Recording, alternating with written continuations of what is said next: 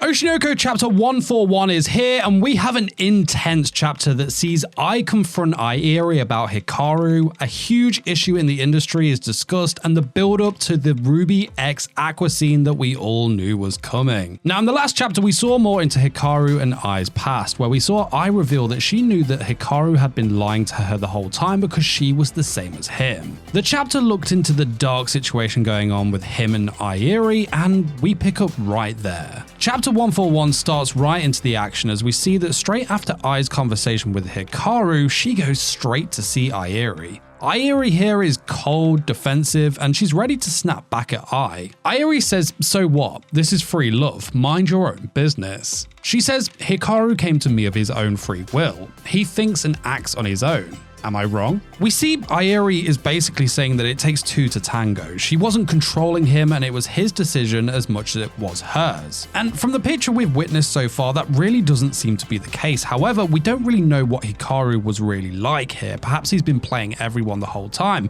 I won't hold him against him. Now, I respond saying Hikaru said because it's the right thing to do. She stands up for him here. She says he's still a child too. He's at the age where he's trying to figure out what's right and wrong, but you forced him to take responsibility. Shouldn't adults be the ones empathizing with children for their ignorance? Ai continues, if adults don't protect children, what can anyone do about it? And now this is where Ai really digs her claws in. She straight out calls Airi for what she is and says, "You're nothing but a sex offender." Airi remains calm to what's said, but she says, "What the hell? Why should I be the one to blame?" And then her emotions take over and she completely explodes. Airi screams, "I've lived my life experiencing the same thing, you know. I take everything, good or filthy, in this entertainment world. They keep telling me that it's the right thing to do. I believed them and made it this far. Why should I be the only one exploited by men?" This panel is huge for many reasons. For one, just look at it. It's the emotion in this one panel. It's overwhelming, but it's also what's said here that goes on to be the focus of this chapter. And we see that though Airi is this monster, she was pretty much created to be a monster by her life in the entertainment industry and the filthy men that inhabit it. Now, we see that Ai is taken aback by this, and you really would be, wouldn't you?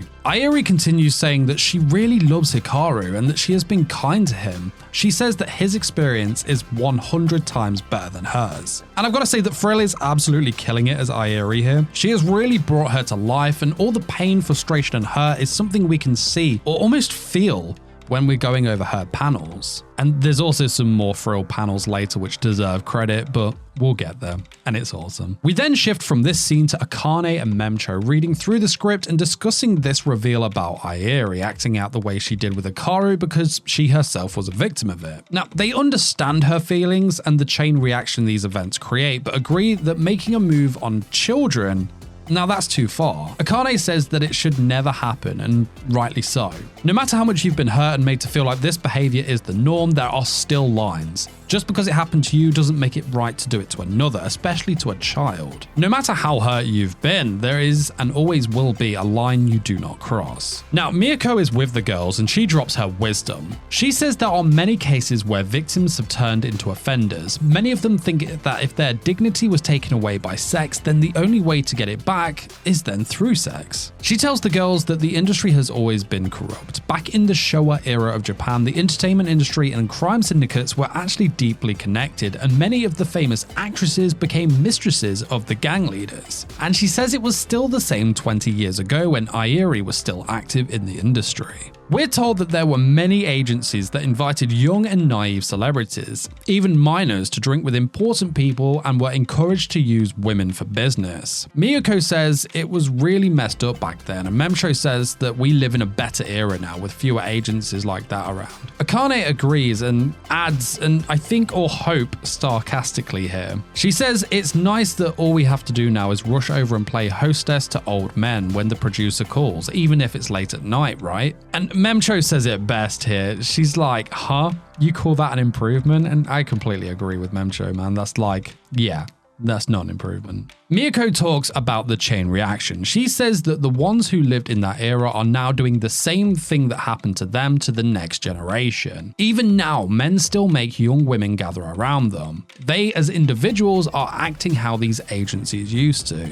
We see what happens, they attack women who don't know better. They get them to sit next to influential old men, and they're told that what they're doing here is the right thing to do. Their very success depends on their efforts with these men. Miyako tells the girls that she herself was invited to these drinking parties back when she was active in the industry. She tells them that they even mixed in normal everyday workers with these influential men, and you couldn't tell them apart. It was basically a place for men to prey on women. These drinking parties were just a place where sexual harassment and physical contact were the norm. Miyako reminisces that at times she felt like these men would try to kiss her out of the blue. She tells us that the other girls were of course worried because if they refused these men, then their jobs and careers would suffer for it. Basically, the girls had to find a way to fulfill the man's lust as much as they could without giving everything away. However, the more earnest that the girl is, the more she gets taken advantage of. Miyako continues by saying that women being treated as hostesses and pouring drinks for their bosses isn't strictly for the entertainment industry only.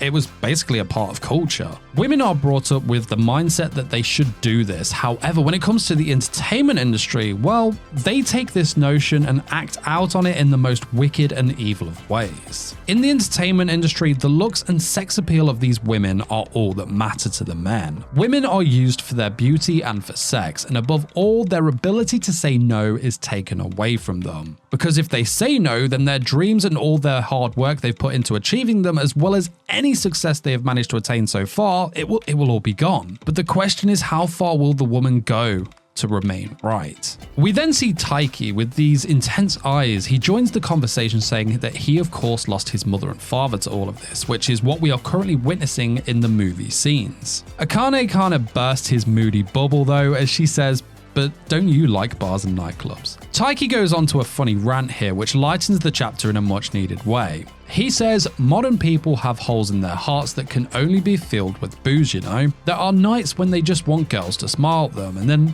he tries to involve our boy Aqua in the conversation by saying, "Right, Aqua?" Aqua is pulling the best Aqua face here, and he just says, "Mate, don't bring me into this." Taiki continues saying that they don't understand how men feel, having been taught from a young age that they are just scum and losers. He then says that he goes to these bars as a protector for these girls, even referring to himself as the drinking party cop.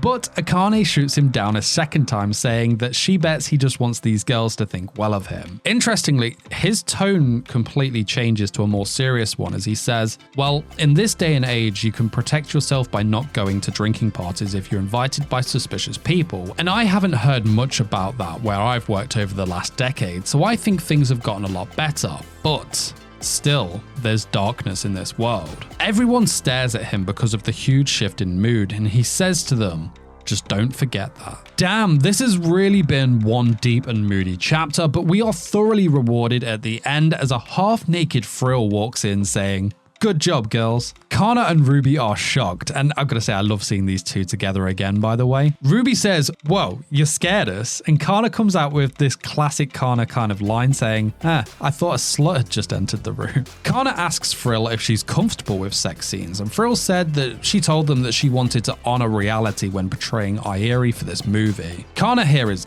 gobsmacked, asking, "Are you really okay showing that much skin?" And it's here that we really kind of get to see the naughty kind of girl that Frill is. She says, "Yep, I'd strip if I must." That's rad. However, it's not for naughty reasons. Frill talks about how she wants to put more effort into acting and that she thinks it's important to emphasize that you can do anything for the sake of acting. Ruby says, "You're really giving it your all here." And Frill says, "Well, so are you, right, Ruby?" She continues to say, "It's almost time for your kissing scene with Aqua. You guys are siblings, but you're willing to go that far? I'm amazed." And I gotta say, what the frig is this last panel, by the way? Kana is literally one half of the Oshinoko fanbase reacting to this, and Ruby is the other half that are the pro Ruby x Aqua shippers. But seriously, it's happening, people, and by looking at Ruby's face, you can clearly see that she's excited about the kissing scene.